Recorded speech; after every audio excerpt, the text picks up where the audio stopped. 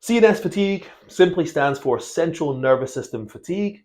Now, what I want you to understand, and this might not become a problem for you beginners, but as you get more advanced and especially as you get stronger, the amount of central nervous system fatigue that your central nervous system accumulates from handling increased amount of stress and therefore increased amount of feedback that ultimately force or demand your central nervous system to coordinate adaptation in the body. This whole process accumulates fatigue on the central nervous system.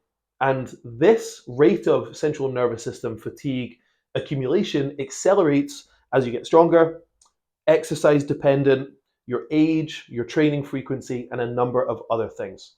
But essentially, what I want you to understand here is you will usually progress in exercise for as long as you possibly can until your central nervous system accumulates so much fatigue that your progressions all of a sudden start to slow down and or stop. Now, this can really beat you up in training, but it's a sign that you've progressed well. So when we implement deloads throughout your training, the main reason is because you have accumulated enough central nervous system fatigue to warrant a deload. So when you feel beat up in your training and usually you've been progressing really, really well, quite consistently, you reach a point with an exercise or a selection of exercises where the progressions have noticeably started to slow down or stop, and even if you push it too hard, they can go backwards for a session or two.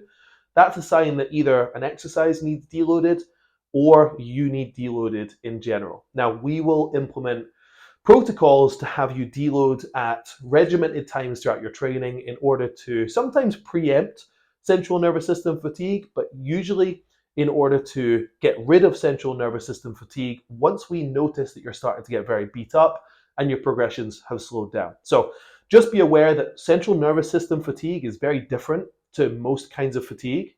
Most kind of fatigue might be systemic and you had a bad night's sleep and you're just a little bit tired, but when you go to the gym, you actually still perform well.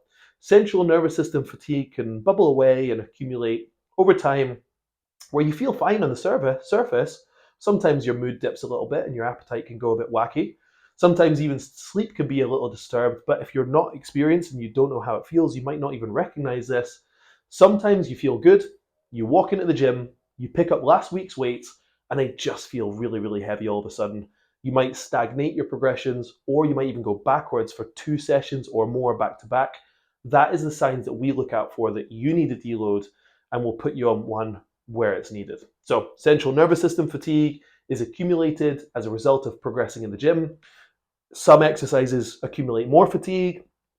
Some people's training frequency can affect this. People's age and strength level and experience level all come together to influence the rate of central nervous system fatigue accumulation. It's our job to try and manage your training volume and exercise selection in order to minimize this and maximize progression relative to what we need you to achieve.